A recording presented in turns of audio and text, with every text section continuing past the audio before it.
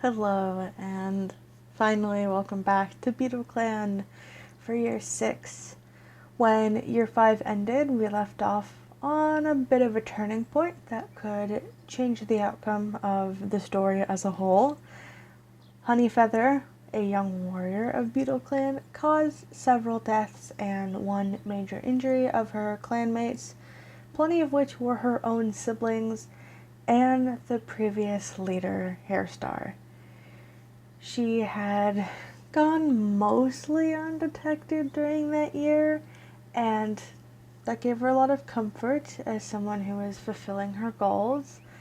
But when the leaf bear season was coming to an end and the new year was beginning, the snow was clearing up, and a clan meeting was called that shattered the illusion of safety. Troutstar had noticed something wrong with each one of the deaths, and heeded the words of her daughter Hope Lily, the injured party, when no one else would. A ginger cat had been there when she was injured, and it was not hard to see that, with most deaths, Honeyfeather had been right there. They knew that they needed to remove Honeyfeather, especially without letting anyone know anything, and planned to do so at the first sign of clearing snow. Troutstar called a meeting of the clan one morning before any patrol had set out. Most cats were blinking away sleep, but the leader was wide awake and more serious than they had been in many moons. She painted a picture of the deaths and called out that these were not accidents that befell them, but intentional deaths and injuries. When they named Honeyfeather as the killer, the cold air was so still that they could hear the prey wrestle beyond their borders. Honeyfeather had been sitting off to herself when the news was revealed, and panic flared within her. She grew angry that the sense of safety and comfort at getting away with it was ripped away in a flash. Her brother and littermate Snowmoth was the first to approach her, shocked and confused, but wanting answers. He asked if it was true, and she only saw red, jumping with fangs instead of words. Taken by surprise, Snowmoth couldn't defend himself against the brutal blow that she dealt. The first cat to his defense was Troutstar and Hope Lily. Honeyfeather took a swipe at Hope Lily, but landed a stronger one on Troutstar's shoulder, who was defending their daughter, leaving a scar that would last forever. After Troutstar was attacked, the sleepiness of the clan shook off, and Honeyfeather fled into the dawn. What Ivy took point on seeing that Honeyfeather left the border, chasing after her with a patrol of Fishy Shadow, Addertail, and Dancing Dapple for support. Snowmoth was taken to the medicine cat's den by his mother, Root Whisker, who hadn't known how to act after the reveal. Her daughter, a murderer of the previous leader and some of her own siblings, especially one of her own littermates. Though she was not wounded physically, her spirit and heart were broken. How could Honeyfeather have done this? Troutstar didn't rest until Wet Ivy reported Honeyfeather was gone from their borders. He had also sent a message with Dancing Dapple to meet a small clan patrol so that they would know the situation and assure that their neighbor would refuse her entry if she came crawling over. It wasn't until that night that Beetleclan knew that it was a very rough but right decision that was made when the sky was clear and all of the stars were shining brightly. The first death of the year was super sadly Snowmoth. His throat injury was bad and it physically weakened him, leaving him open to green cough. With his death occurring just days after Honeyfeather's exile, it left the clan feeling very unsettled and unhappy. He was disappointed to know that his sister, his littermate, who he shared a nest with in the nursery many moons before, was capable of such horrible things. With just a little pause on Snowfeather's death, I wanted to talk a little bit about the generator that I'd put together and something that'll be also running in the background of the next couple of years as Honeyfeather goes on. There's a lot of things that were very interesting about this exile, such as I created some generators for how Honeyfeather was feeling, how Root Whisker was feeling, how their siblings were feeling, who would Honeyfeather go after to attack, who would be defending, their mental states would tell them how they would react, which is why Snowmoth didn't defend himself against his attack, but Troutstar had. Just the little things that added to it. And also, Honeyfeather is going to be lingering, and if she runs into anyone, some things are going to be happening with her, so there's that. For Snowmoth, he was attacked on the generator by what I considered a major injury, which led this huge scar on his throat that he never actually got to heal from. He was gonna survive. The generator was gonna make him survive. He didn't die from the generator, but literally the first moon, the game rolled and he was like, nope, dead, green cough, which was really, really sad, okay? That made me very sad. I loved Snowmoth. He was very pretty. And another detail that is really important is that we're closing in on the Mudbird and Blackstripe bloodline dying out because so few of Heatherbird's kits are remaining, and half of the second litter is now dead, and only Addertail is in that first litter of kits, and survive until you guys have kits of your own. Oh my gosh, I'm gonna be so sad when all of Heatherbird's kits die. But moving on, when Troutstar and Root Whisker found a loner on the border asking for safety in the clan, the loner had 4 nearly 6-moon-old kits alongside him. The small family was full of gray and dark-colored pelts, except for one young girl sniffing at the flowers in the tall grasses. Posy, as she called herself, looked more like her mother with red and white on her pelt and a carefree nature. Poseypaw was quick to acclimate to the clan life in the warm and sunny Beetleclan. She was apprenticed to the warrior Addertail, who was going to be a good choice no matter who the apprentice under her care was. The two were starting to get along quite well and were very close. And Poseypaw was also very close with all of her siblings, particularly her sister Shellpaw, and she loved to play little pranks on Shellpaw as they were kids and becoming apprentices. However, on the first patrol out of camp, Poseypaw was eager to see everything, and Root Whisker, who had been chaperoning that patrol, had been just a little too wrapped up in her own grief to notice that they strayed into the sandy dunes that the clan had used to train previously. Poseypaw was caught in a loose sand trap that fell into a tunnel, and it had gone undetected, and she passed away. Though she's taken her new place among the stars in stride, it's really difficult for so many young cats to pass away in such a shocking manner, and while this death isn't attributed to Honeyfeather because she had nothing to do with it, it is sad to so quickly after a year where a lot of cats died because of falling into tunnels and all of these traps that had been laid for them, that yet another cat would die, completely unrelated by accident. The loner that came with his kits was a loner named Heavy, named after his heavy footfalls that were always followed by a mouthful of helpful herbs. He was a nomadic healer that traded tips and help with all that he came across. His mate, Cinnamon, spent most of the time with him, which eventually led to a litter of kits. Cinnamon was unfortunately killed when the kits were weaned off of milk and left a single father struggling to handle them all by himself. Heavy clung to the stories of the clans in the distance and took his kits to Beetleclan for security and safety, just so much more than he could provide by himself, outnumbered by his children.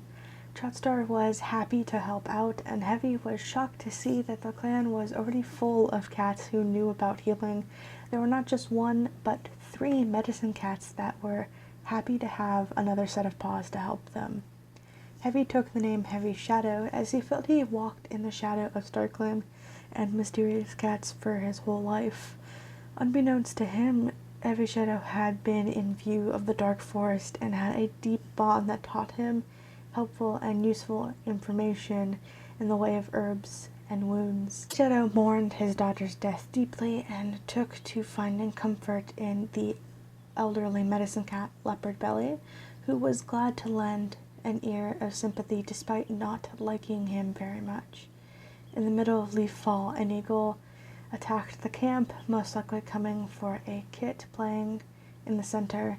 Heavy Shadow was badly injured in defense, always more of a lover than a fighter, and was covered in talon marks. He died the next moon from his injuries, having taken 1 too many cuts and having lost too much blood to make it through safely. Though he was forever bonded to the dark forest, Heavy Shadow was welcomed into Beetleclan's starry skies and reunited with his daughter Poseypaw.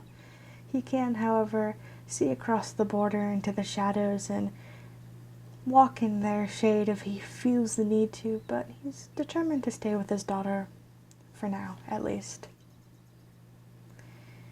For once, Beetleclan grew and lost far less, and Troutstar couldn't be more exhausted.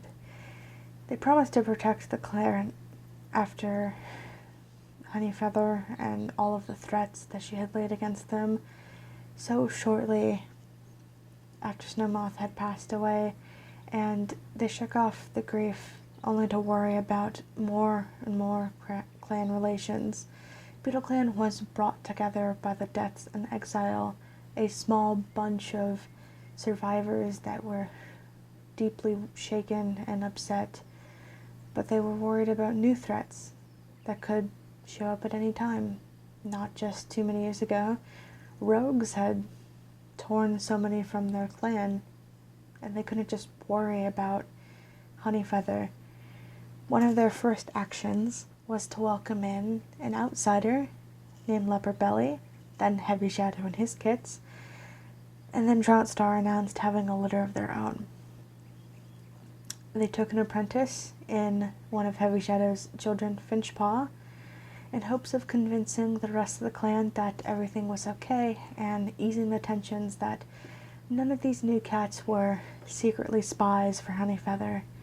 She gave over training to Root Whisker and Dancing Dapple when she retired for the nursery, and focused happily on a litter of 2 new kits. With these 2 new sons, the leader was able to focus on the blossoming youth of many, many young cats, and how to keep their clan at the best it could be. Troutstar later dreaded finding mentors for 2 apprentices, who she gave to her 2 children, Roanheart and Goosetooth, in hopes of teaching them some responsibility. Later, while out on these now sort of restricted dunes, Troutstar was annoyed to be joined by their apprentice Finchpaw, and struggled to save them from an injury when they fell into yet another undiscovered trap. Alone, they took him home with his broken back and gave him his warrior name in hopes of aiding his recovery. As leaf burr set in, Troutstar grew sick with white cough and struggled to continue through some of her duties, such as denying the apprentice Frostpaw a very early warrior name.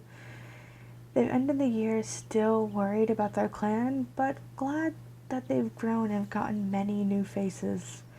To end out the year, she named her 2 sons as apprentices to Hope Lily, who wanted to have another chance as a mentor, and Minorize, a new warrior that was quite promising. The deputy, Wet Ivy, proved himself under pressure when an early morning meeting led to an exile and attacks. He was quick to gather warriors and saw to it that Honeyfeather would never come back while he was deputy. After the snow cleared fully, He put a lot of his attention into his apprentice Goosepaw and worried about her a lot. He, alongside Goosepaw and Fishy Shadow, found an elderly tomcat picking herbs on their border and ended up inviting him back to camp to get Troutstar's opinion. When Honey Eagle practically begged the leader for extra help, he was allowed to stay. What Ivy has grown as a deputy, settling disputes on patrol and squashing arguments that ruined his training sessions. When Goosepaw was trapped in another sand trap, the patrol managed to get her out without trouble, and What Ivy was endlessly nervous about the possibility of losing his apprentice for good. He held back both Goosepaw and Roanpaw until they were 14 moves old, and showed promises of being good warriors, which was stressful, but they all came to a good understanding afterwards. After he finished training his apprentice, What Ivy has stressed about the two new warriors, who were still way too immature for his like, and put more effort into bringing a new cat into the clan when he found them on the Thunderpath. When two of the warriors of Beetleclan were taken by Two Legs, What Ivy was desperate to look for them in hopes that they wouldn't be gone for too long, but it only ended up with him nearly getting himself lost. His exhaustion and commitment to finding his lost clanmates left him susceptible to green cough, which has him bedridden at the end of the year.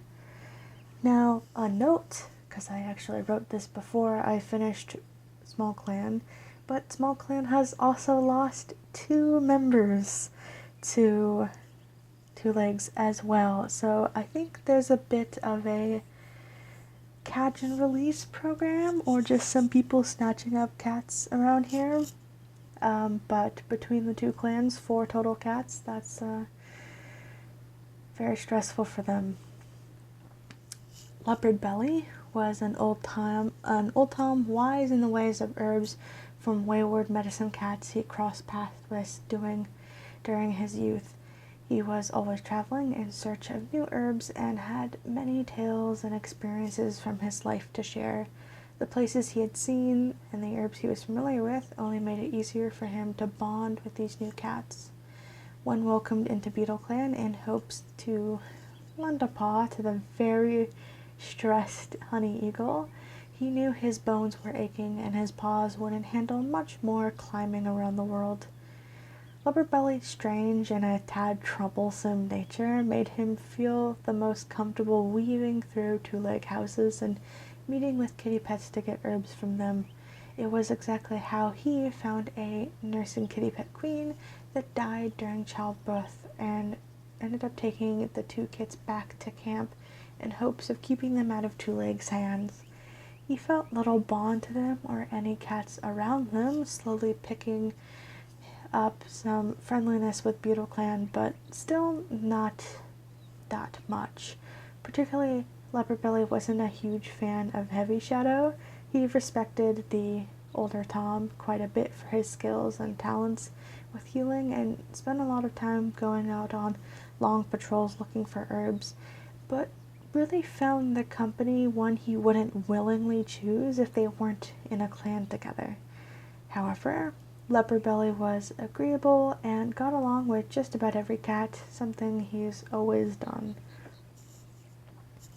Rounding out the year, Leopard Belly was a functional medicine cat that picked up the slack when Honey Eagle and her apprentice were busy with other tasks. He tended to their herbs, checked up on their warriors, and was a great and helpful listener to any cat that needed it.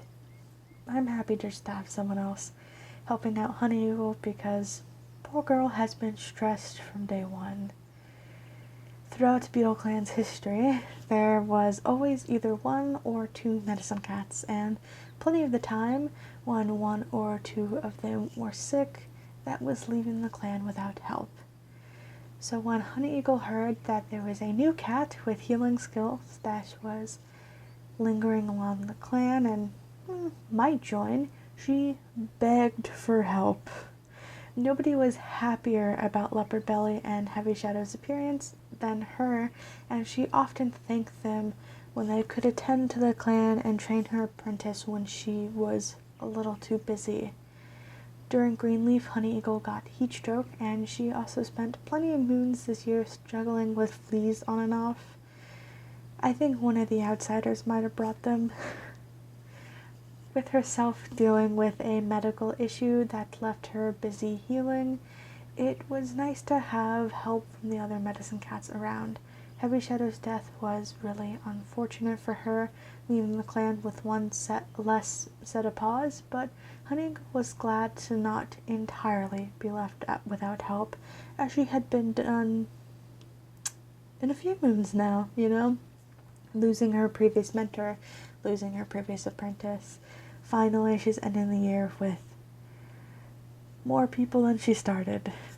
Aside from having new friends to help her out, Honey Eagle has had a very chill year, and that's just perfect for her, okay? Most years she's been very stressed out and frustrated with balancing caring for the entire clan herself and training a new apprentice, which has happened twice already. And I'm just glad to see that she's being given enough time to balance this out, and that she's not having to carry this entire clan on her shoulders. As a cat that was barely an apprentice when the whole exile situation started, Hump was pretty affected, especially after his mom was attacked, and he helped patch her up. He comforted his sisters that it would only be them for a short while, only for Honey Eagle to vouch immediately for an outsider to join the clans, just not long after Snowmoth had died. He eventually warmed up to Leopard Belly and Heavy Shadow, but couldn't get over his skepticism that some cat would join as a secret spy for Honey Eagle.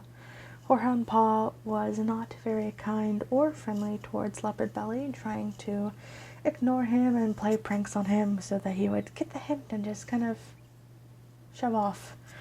On top of that, when he finally gets to train with Honey Eagle, his mentor, alone again, he gets stuck with super boring tasks like picking stinky garlic and then having to sleep with that in his den again. He was even more annoyed that all of the other medicine cats seemed to know a lot more than him and had more of a connection to both herbs and the spirits. In a bit of a childish way, he desperately wished StarClan would send him a sign so that he can feel important. Instead, he got stuck in the rain with every medicine cat but Honey Eagle, picking herbs and getting drenched to the skin. Even though the medicine cat apprentice was a bit naive, Horehound Paw sprained his paw and had to take a step back and slow down. He got a chance to see how the other medicine cats acted up close as he watched them tend to him and his newborn younger siblings. It was also time for him to slow down and actually learn how to do his job, but all of that nice progress that was lost when Honey Eagle's lessons, horribly fell through, and any bit of character growth just shunted out of this poor boy. Before things fully fell off the rails in his training, StarClan sent him a message of coming storms and lightning streaking across the sky like a spider web. It's called Anvil Crawlers, if you're curious. It's cloud to cloud. Weather is cool. He was given his name after that lightning, which is a very long name that I love, okay? His name is it's like 18 letters long. It's awesome. And he took his job a little bit more seriously, chasing out the curious and concerned kids from visiting Heavy Shadow, who was recovering from his wounds. After losing Heavy Shadow, Horehound Lightning wanted to be alone and gather herbs, all by himself as the weather cooled. He had a frightening vision of the missing cats and wondered if they were living with two legs or even on their way back home as the year ended. And his visions and the things that he's seen about these missing cats might come into play with a decision that's going to be made in year 7. We'll see. Moving on to the oldest warrior, who is still Heathtail. And he's always trying to set a good example for all those younger warriors and apprentices just years younger than him. I really can't get over the fact that it's a good 40 moon age difference between him and the next oldest warrior. However, he struggled to get Roanpaw, his daughter and apprentice, to take training in their tunnels more seriously, and often wondered if he should be training her differently. He longed to see the world beyond the territories and wished to pass on that same thirst for adventure onto his daughter, who was showing little interest, and made a nice potential training session real awkward. As Heathtail and Shoutstar had their newest litter, Heathtail couldn't help but consider the lives of the other cats around him, and spent a lot of his time with his mind lingering on the kitty pets beyond their border. He snapped out of his concerns long enough to consider his son, Horehound Paw, would be a great medicine cat, so long as he got his frustration and ego in check, a shining sign that I could give to every single young warrior in this clan. Ego in check, guys. The worst thing that happened to this year was Heathtail almost died in the sand dunes, like every single other cat. He got stuck in a sand trap and made it through without any damages to him physically. His fear got the better of him, and he was certain that he would die or be badly injured like his daughter, but his younger daughter, Goosepaw, was there to keep him calm and out of his mind. Afterwards, Heathtail couldn't help but feel as if he was just a wee bit wrapped up in his own fear and his own morality, and took the opportunity to enjoy his life a bit more. As much as he loved adventures and wanted to see the world, he never had, and he was never going to, not really. And he could look forward to enjoying the little stuff instead of having to be the one that discovered this great thing or going on a great adventure. He had lived through a lot, and if he survived to retirement and passed on some of his inspirations and admirations to his children, that could be enough.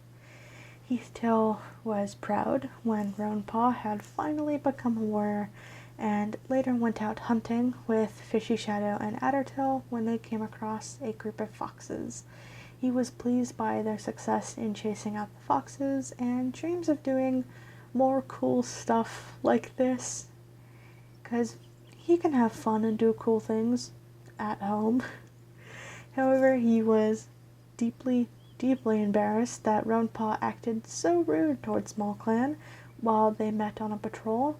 Shortly after, when Heavy Shadow had died,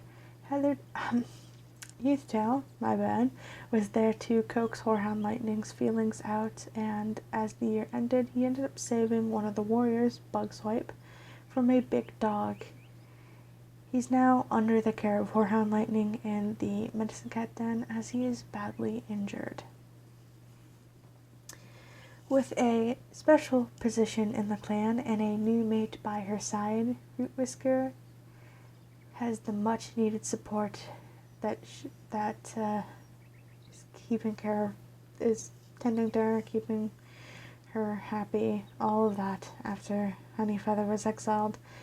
She kept telling the clans that she was loyal, not that anyone had doubted her, and ended up settling an argument between Addertail and Wisterialeap when things got a little heated. Root Whisker was also one of the cats, alongside Shoutstar, to find and welcome Heavy Shadow, whose kit she helped tend to until they had earned their apprentice names. When Pussypaw died, something that Root Whisker blamed herself for, she took a step back from wanting to be involved in the clan. She wandered on her own, looking for a new two-leg spaces and just keeping to herself. However, she was asked by Dancing Dapple for help with the apprentices and felt encouraged by a training session gone right. She even gave advice to the deputy and her mate Wet Ivy on the different types of training for each apprentice, and it was very helpful for that, especially because she was taking care of them in the nursery and then shipping them off to him to create the mentor-apprentice dynamics for, while helping out, covering for training, and just being there as a step-in mentor for apprentices. She was reminded of how much she really loves being a mentor and a teacher for the kids and apprentices in the clan, even if Shellpaw is just a bit annoying from time to time. A new addition in the clan is Drizzlepond, who Wet Ivy, Heathtail, Hope Lily, and Fishy Shadow all found on a Thunderpath. She is very independent and claimed that she really didn't need the help, but the mention of herbs was enough to convince her to at least check out Beetleclan for a little bit. Her condition keeping her in the medicine cat den is a head injury, probably pretty obvious from the drawing, and the medicine cats think that a monster struck her. Thankfully, Drizzlepond was found before the leaf bare weather settled in, so she's in a warm nest. She's thankful to have prey and company to keep her busy while she recovers, and may even be open to hanging around after recovering. Before stumbling into Beetleclan territory, Drizzlepond knew of clans, but not the alliance that Beetleclan is descended from. She was the daughter of ex-clan cats that had abandoned hostile territory previously. However, after a horrible situation made that territory no longer hospitable, she fled before things bothered her directly, and while she got out alive, she worries about these distant clans that may come over here sometime. I don't know, leaving that open as a dangling plot thread to cling on to if we feel the need. No cat was happier than Hope Lily to see Honeyfeather driven out from the territory.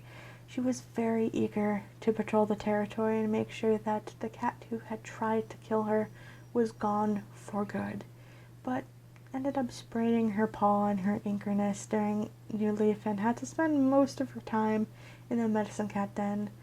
After her recovery, she was extremely motivated and had a great hunting session with her brother Fishy Shadow.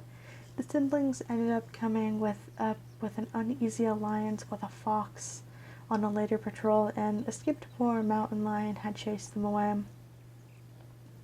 While so many of the warriors in the clan strongly focused on training apprentices, Hope Lily found herself almost constantly hunting and patrolling the borders. She wondered often if she would get an apprentice, especially with more and more kits being brought into the clan, or if she would just kind of blend into the background as one of the warriors.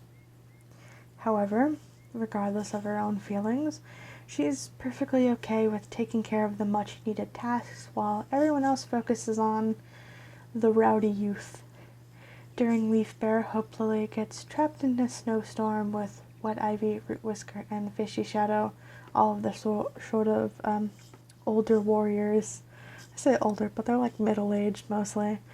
They've dealt with situations like this before and huddled together to take care of themselves until it cleared out and they could make their way back home a lot safer.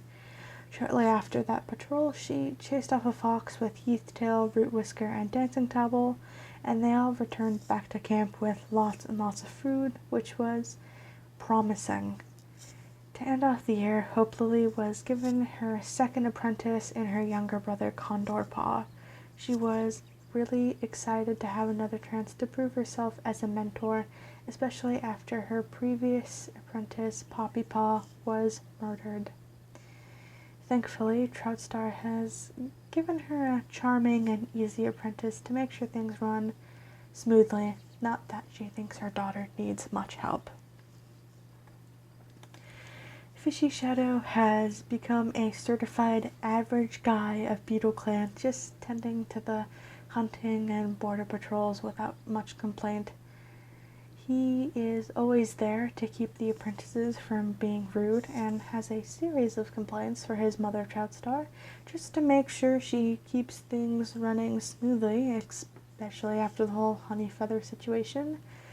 Despite having this huge connection to the Dark Forest that could mean something, Fishy Shadow has done nothing with it, and he's only ever been an upstanding warrior of Beetleclan. During Greenleaf, Fishy Shadow was one of the cats that got infected with fleas. Thankfully, it didn't bother him too much, and he was eventually cleared of all those fleas and right back to work. After that, in Leaffall, he was leading a patrol where 2 warriors were captured by 2 legs, and he had to run away to keep the remaining warrior safe, to just make sure that someone could get back to camp and warn the rest of the clan. Sadly, neither of those warriors have returned after being captured, and Fishy Shadow can't help but blame himself, taking it personally as the leader of that patrol. Even more unfortunately, it's just, as I mentioned before, not just a Beetleclan issue. 2 warriors from Small Clan, Ripple Smoke and Cinnamon Speckle, who is the daughter of Junko Star, the leader, and Ripple Smoke is the deputy's mate too, Gingerflower's mate. They were both snatched up by 2 legs on 2 different patrols in 2 different seasons, which is stressing everyone out. While trying to search the 2 lake areas for his lost clanmates and even those lost from Small Clan, Fishy Shadow got sick with a running nose and had to stop his searches or risk getting even worse. Sadly, when he recovered from his cold, he sprained his paw, and Honey Eagle just used this as a perfect excuse to keep him confined to camp, especially if it meant that he wouldn't be going near the 2 lakes again. He's agreed to relax and heal, but he's definitely eager to get back out there and search for everyone who's gone missing when the snow clears up again.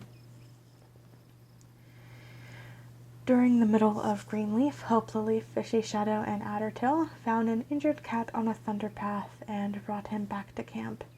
Minorize had head damage from some sort of injury that he couldn't quite remember, and was welcomed into Beetleclan with lots of medicine cats to help him out. He was optimistic about his survival, but tried to be realistic that he could pass away. Thankfully, the medicine cats helped him make a full recovery, and Minorize was able to become a warrior to repay their kindness. On his first patrol out... On his first patrol, Minorize helped watch out while the rest of the patrol got prey from the carcass. That was the fox moment, and was pleased not only to have food, but that absolutely no one got hurt in that situation.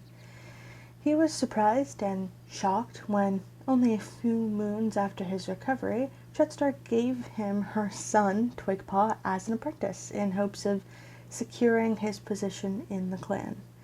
The 2 are learning how to function in the clan together and have already made a pretty good team despite Minorize's increasing anxiety of messing up not just the youth, but one of the leader's children so soon into his time in Beetleclan.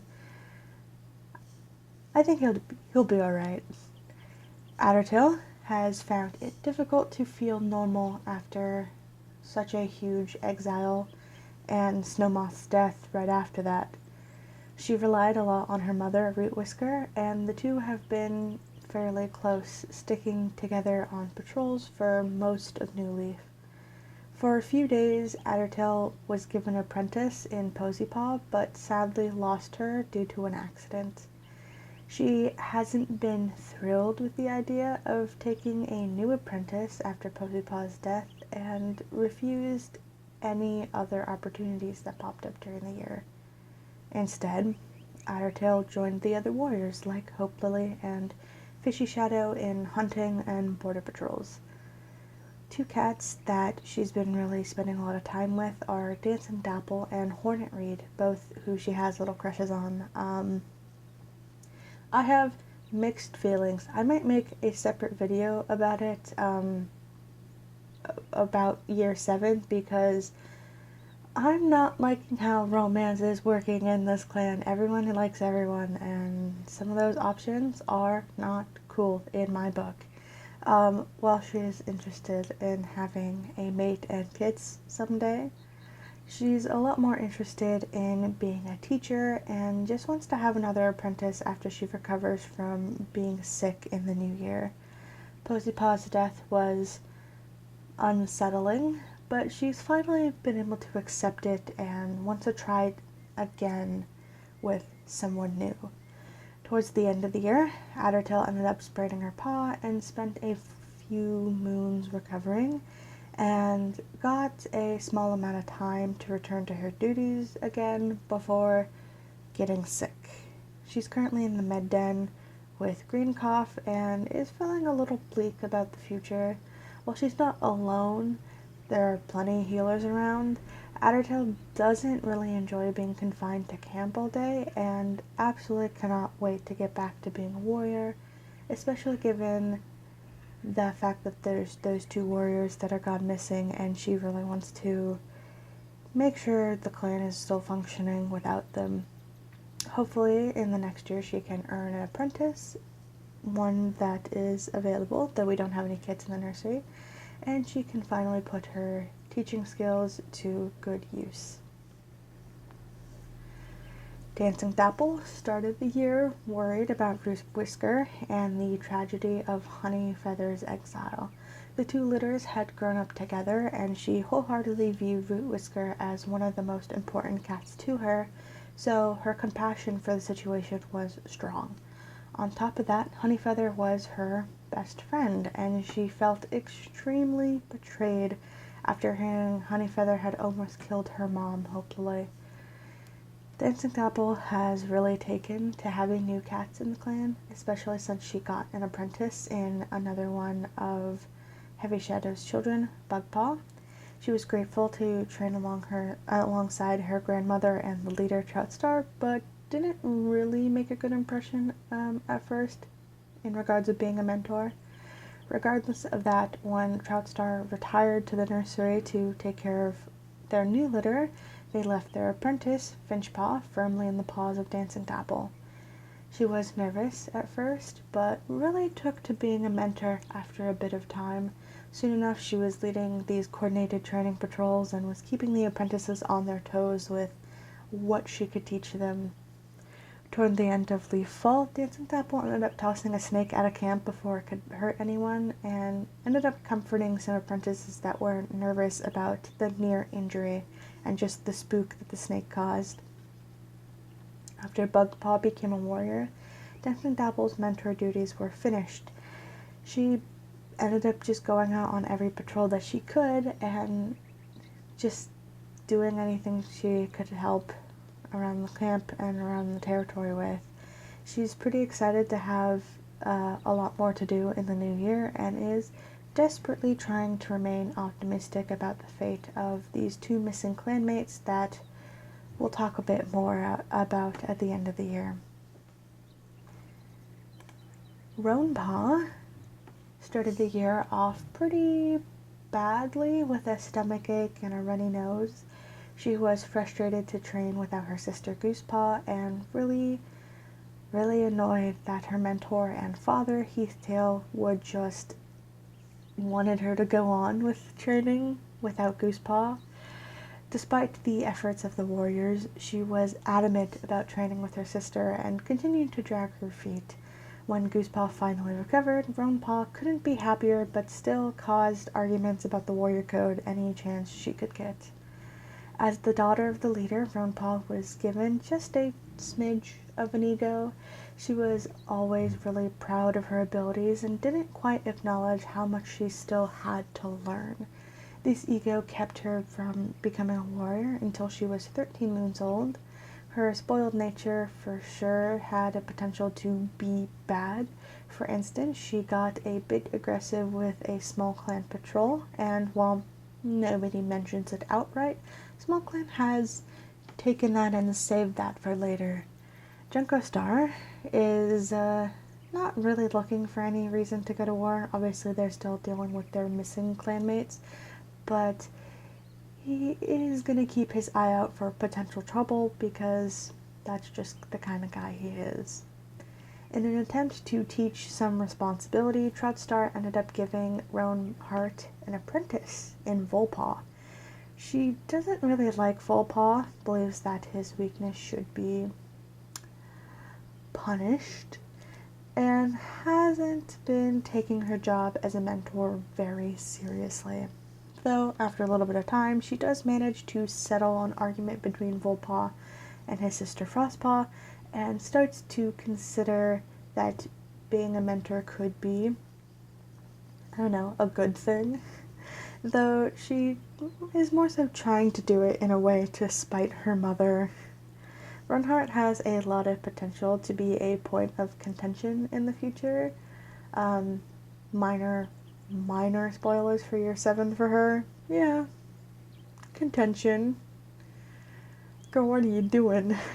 She may cause some trouble, but mostly doesn't have enough footing at the moment to do anything, like, serious. I think despite her cold personality, she can totally be an asset to the clan without causing drama. For now, she's just one of the many chaotic and egotistical young warriors and apprentices in the clan that I am keeping a firm eye on. This generation is wild. Goosepaw was recovering from her bite wound at the beginning of the year and spent a lot of time humoring her sister Roanpaw's frustration. As much as she loved to hang out around Roanpaw, she was really interested in getting to know their brother, Horehoundpaw, better after spending a lot of time with him in the med den. When she got back to training, Goosepaw caused a bit of tension when she was taken out to see bison. She didn't believe that they could be so huge and ended up causing an argument, which was a headache to her mentor, Wet Ivy. Not long after, she got fleas and then struggled to pass an assessment due to how behind she was with her training from multiple injuries. When her dad, Heathtail, fell into a sand trap, Goosepaw was there to help him escape without injury and demonstrated a cool head during a stressful situation that was much needed. After fleas, a runny nose, and that bite wound really early on, Goosetooth didn't end up becoming a warrior until she was 14 moons old, which was pretty late for Beetleclan standards. She was a part of a patrol that was when the two warriors were taken by Two Legs, and she's been using a lot of her duties as a mentor and a warrior to stave off the guilt at being unable to help. She was very young when that happened, just barely made a warrior, and that was very stressful for her. In regards to being a mentor, she's super happy to have Frostpaw as her apprentice and gave her a gift during the ceremony and ended up taking Frostpaw out to explore a beautiful spot on the territory as one of their first moments together. Goosetooth also fell into a tunnel at the end of the year, just like her father, and ended up being completely unharmed and only a bit emotionally shaken. Unlike Roanhart, she's not getting into any of that chaos and is pretty excited to be a mentor overall. I can see herself establishing that sort of mentor role that other people like Hope Lily and Addertail are falling into. I'm really just excited to see what she does as a warrior. She's probably the only young cat in Beetleclan that I'm not worried about, and I'm actively excited to see what happens. Bugpaw was apprenticed to Dancing Dapple and was super excited to be a part of the clan. He was playful and energetic, which proved to be a bit of a pawful for his mentor. When his sister Posypaw died, Bugpaw was upset and threw himself into training to get over his grief. He often trained alongside his sister Shellpaw, especially when they were navigating tunnels together. Bugpaw was doing well and progressing quite quickly up until his dad's death. Heavy Shadow passing away was frustrating and left Bugpaw feeling really childish and lost without his father.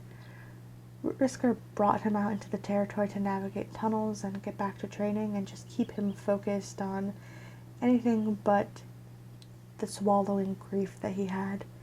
He was glad for the privacy of this training and as well as a really caring mentor, and managed to become a warrior 12 moons. On his first patrol as a warrior, Bugswipe ended up intimidating and chasing off a group of trespassing rogues. He also tried to tell stories on a patrol, only to be shot down by the responsible Shellspot, his sister. At the end of the year, Bugswipe was saved by Heathtail from a big dog, which has left him feeling guilty as this older warrior is in the med den with a broken bone as a result. He makes up for it in his mind by proving himself courageous and scaring away a coyote. In the game it was a maned wolf, but we're just going to say it's a coyote for fun, and because I don't remember where maned wolves live. Finchpaw was apprenticed to Troutstar, and that really fueled his ambition. He hasn't really stood out as being better at one thing like hunting or fighting, and really just fits in as a helpful set of paws. For instance, he spent a good time reinforcing the camp walls, and also does pretty well during training sessions, no matter what they're talking about. Troutstar was a really good mentor to help him explore different options through rigorous training without trying to commit him to one thing or the other. When Heavy Shadow died, Finchpaw was devastated and wasn't really ready for his dad to die so soon after his sister had died. He was really fed up with a lot of things around this time, some of which included his family deaths and his mentor being trapped in the nursery with new kits and then passing him off to another cat. And when Troutstar finally got out of the nursery to start training him again, Finchpaw got his back broken, broke his back due to a collapsing tunnel. I don't know why that sentence was so hard for me. Finchsong was given his warrior name in hopes of easing his recovery and giving him something to look forward to, which did help a little bit. He still hasn't recovered as the year has come to an end, and he's been fluctuating between frustration and acceptance. With his siblings Bugswipe and Shellspot doing so much better than him and really proving themselves as young warriors, you can't help but feel that he's falling behind just a little bit. I hope he's able to find a spot in the clan, and I have my eyes on Finchsong as possibly being Beetleclan's first mediator. I don't know, it just feels like something he would be good at, not necessarily being a warrior, but just mediating. Shellpaw was apprenticed to Rootwhisker, who was one of the only available older warriors at the time who wasn't injured or in the med den. She was there when Poseypaw died and blames herself, though her brothers and father would absolutely never blame her for not saving Poseypaw. It didn't help that during her grief she ended up getting fleas and thought that StarClan was sending her a tiny little message of, "Hey, you did bad." She managed to shake the fleas fast and hop back into patrols without worry, which leads to her staking out a badger den with her brothers Rootwhisker and Dancing Dapple. Shellpaw trained in the tunnels with Bugpaw and developed an interesting relationship with a rogue. She was seen arguing with them, which nearly escalated into a fight, and hasn't really seen them since. I don't think it's anybody dangerous, only a cat that must have known her or her dad before their time in Beetleclan. Also that same moon, she got into an argument with Rootwhisker while training, which just leads me to think that the grief is strong with her. Shellspot was made a warrior alongside her brothers, and has been having an interesting time as a young warrior. She's been worried about Finchsong's injury and doesn't understand why Bugswipe is so headstrong about running into danger. But her more strict and responsible nature makes it difficult to feel super close with her brothers. Instead, she's trying to dedicate herself to her warrior duties and prove that she's worthy of this warrior name. One of the two kits that was rescued by Leopard Belly was Full Kit. He was noisy and wanted the attention of everybody, not just the kit caretaker Rootwhisker, who was more busy with Shellpaw as her apprentice. Volkit once woke Wisterialeap up in the middle of the night to ask a question about snails, one I think she gladly answered, and had a bit of a habit of getting in Minoriz's way. He was always causing some sort of trouble right up until he was apprenticed. Roanhart is an interesting mentor to give Volpaw. Being apprenticed to the daughter of the leader has given Volpaw an ego, so much so that he doesn't see the real reason they ended up together.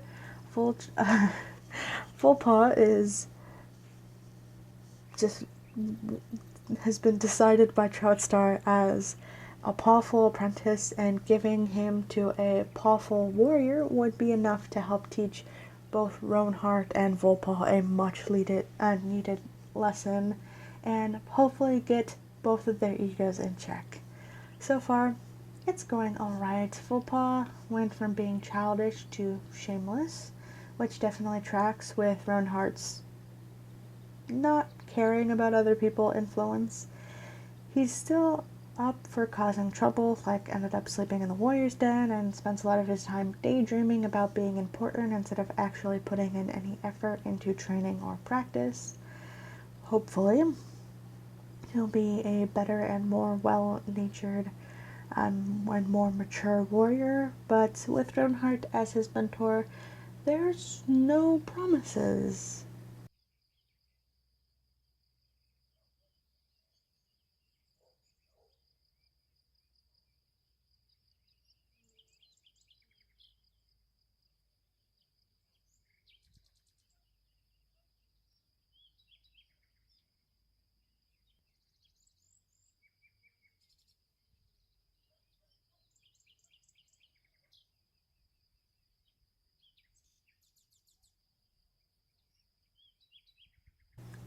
The other kit rescued by Leopard Belly was Frostkit. She was noisy, a lot like her brother, and liked to make herself known with these mighty little roars. She got heat exhaustion during Greenleaf and really wasn't ready to grow up, especially seeing that the nursery was full of 2 new kits that she could play with.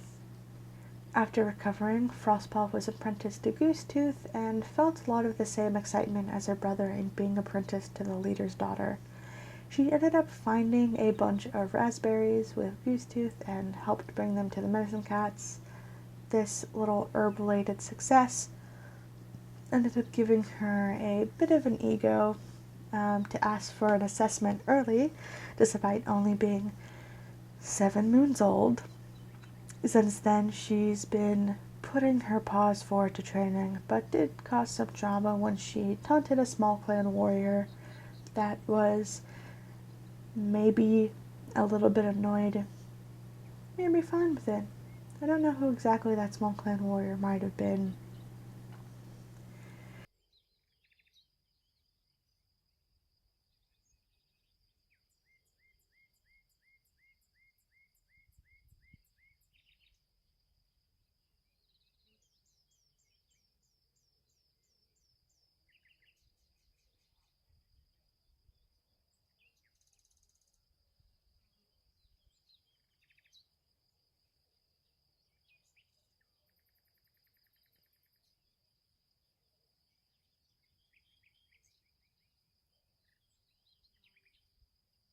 The last 2 cats in the clan are Troutstar's newest sons and possibly their last litter.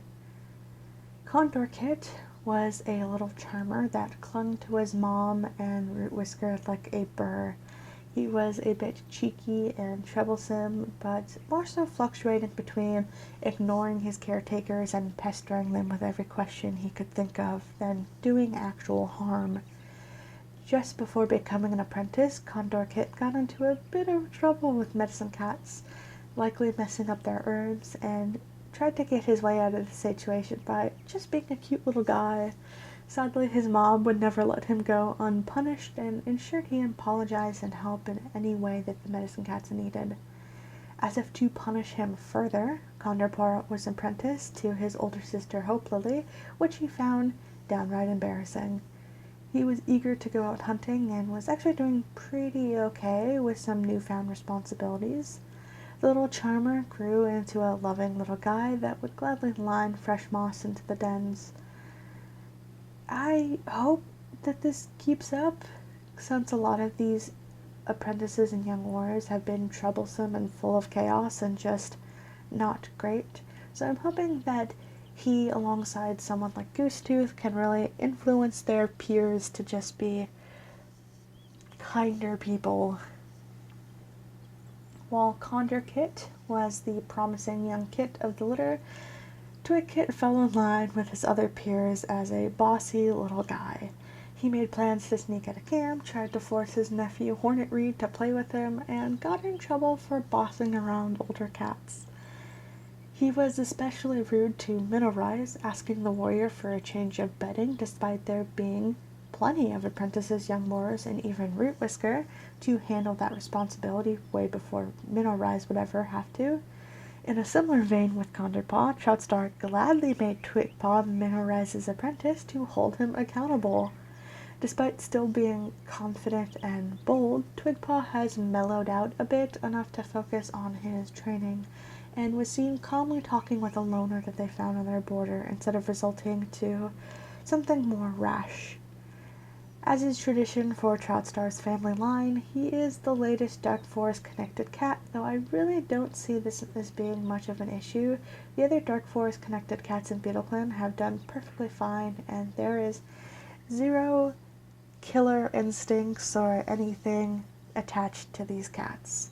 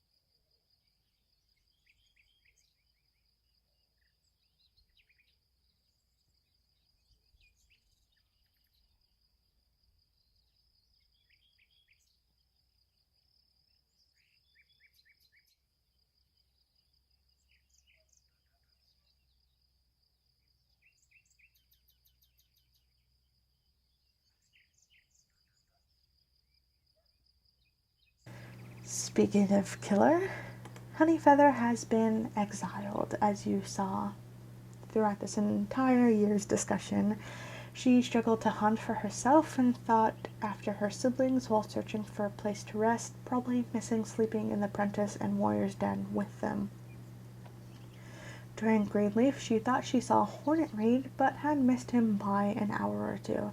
I still don't know if she would have attacked him or had any reason to, but, it's Honeyfeather. She might have wanted to send a message that she was upset of being exiled, and though she had no strong relationship with Hornetreed, if he was there, he was there. Honeyfeather was missing her siblings and even missed Goosepaw, Ronepaw, and Honey Eagle, but was thinking pretty bitterly about some of her former clanmates, so I think it was a bit of a sour and sweet moment for her. As the year is coming to an end, Honeyfeather was considering what purpose she even had anymore. She felt great when taking out some of her clanmates and was desperately trying to no longer live under the shadow of Poppy Paw, but that's all over and she's alone, and any of her goals that she had have been squandered. Beetleclan kicked her out and she's still coping with it. She hasn't found any rogues or loners or kitty pets, which definitely makes it hard for Beetleclan to get news of what she's up to, but she's been able to find a few nice places to sleep and live and hunt prey, but no company yet, if at all. I don't think she regrets her actions, though. Honeyfeather is bitter and blames everyone else for the outcomes, which won't get her near StarClan anytime soon. I'm sure she can cause more drama in the next year, but for now, she's more focused on trying to find a solid footing. She's never been outside of the territories for this long and is really trying to do what the clans had and develop a structure. Without the support of her clan behind her, she's just moving dens and chasing prey and spent the entire year trying to figure out where her next meal would come from. I have a few ideas for potential allies for her if she would just run into someone, but for now she's alone and just trying to live. Despite Honeyfeather being the last cat, we are not done. The 2 cats that were stolen by Two Legs during the year were Wisterialeap and Hornetreed. Wisterialeap has been upset with her sister and littermate for being exiled, while the other died. That litter is so small, and it's really upsetting the fact that their mother, Whisker, is almost out of children that are still living. She was only comforted by the thought that this was StarClan's will and that things were gonna end up alright in the end, hopefully. After recovering from White Cough, Wisterialeap started to spend time with Hornetreed as the only other cat her age that was on patrols with her. The two don't like each other and she just about hates him, but not enough to not work alongside him. She shared words with a loner, touching nose with him in hopes of sharing news about Honeyfeather, but didn't hear anything useful. And I want to make a side note, because I've seen a lot of people's interpretation of like the whole touching nose things as being something like, oh, it means romance, but touching noses was like a part of one of the, it's like a part of a ceremonies and stuff, and just feels very social to me. So I think it's more of in a way of being friendly, and not like, oh, romance. So I think this moment she had was completely platonic and just like, I want to hear news, touching nose, thanks for the news, even if it's not helpful to me, instead of like, she's secretly having a loner mate. Like, I don't think that's what's going on. Anyways, she was also one of the cats that ended up getting fleas and got in trouble with Wet Ivy for snacking on the patrol, which makes her follow in Addertail's footsteps to break this rule of the warrior code. I said it in my last video about Beetleclan, where I drew them as humans, where I definitely think that Wisterialeap takes after Addertail, and again, she just does this stuff. Her punishment to dig a trench for the new dirt place was one that she found very justified, and she's pretty much learned her lesson. No more snacking. She's good. During Leaf Fall, Wisterialeap was snatched up by Two Legs and has been very frustrated about this. She wonders if Beetleclan has declared her dead and misses her nest in the warrior's den. During one of the moons of Leaf Bear, she thought she saw Minnow rise and tried to follow the scent, but hasn't quite made it to Beetleclan. She wishes the kits are well, and she's been keeping her ears open for rumors of Honeyfeather while she's beyond Beetleclan's borders, with just a small hope that she might cross paths with her once again. She may or may not be wanting to hurt her sister, and at the very least, she hopes for some level of closure. Everything ended so abruptly, and just to see Honeyfeather again and maybe see if she's suffering or living, or they can have an argument about it, I don't know. But Wisterialeap just is keeping her ears open. Unlike the other cats his age, Hornetreed had little to no connection to do with Honeyfeather's situation.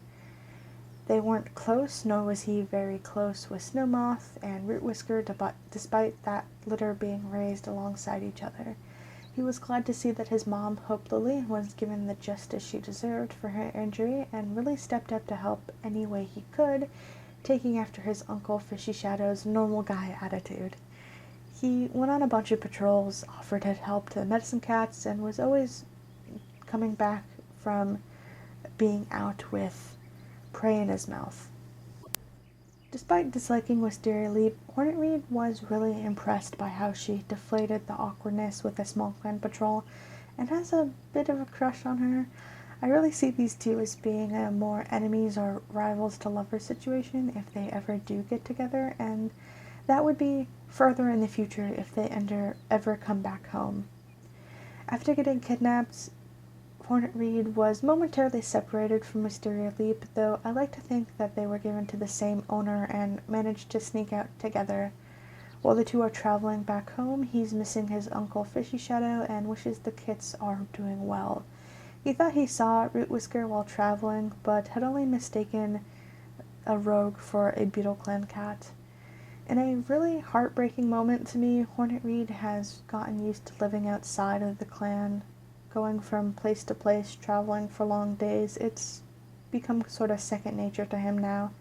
He doesn't mind Wisterialeap as company or the long hours that they spend traveling or just walking in circles getting lost. As much as he misses his home, he could be having a much worse time and is glad to have a bit of company, especially one that he's already so familiar with. For all he knows, he could have been doing this alone or with strangers or having such a horrible time. And the fact that it's Wisterialeap is, nice. So, yeah, that's Beetleclan Year 6. I am super excited to have this video out after months of it being in production. If you go onto my community tab, you can see why. Because I've rehashed it a million times why this video took so long, and that's probably the last place I'll talk about it as I get back into new videos. Year 7 is in production. Will it come out before the end of the year? I don't know. It might come out in January or December. Those are the time I'm thinking. This video also came out a few days later than it should have. That's my bad, gang. I got really into reading book 6 of A Starless Clan, Star, and then Arcane, I forgot, came out, and I wanted to watch the first 2 acts before Act 3 came out, and I've been super not interested in recording my voice because it's been a while. So if this sounds weird or I had to cut stuff out and it sounds kind of messy, that's my bad. I don't like recording my voice after so long. Anyways, Year 6 was super fun. I have a couple plot threads that are hanging around.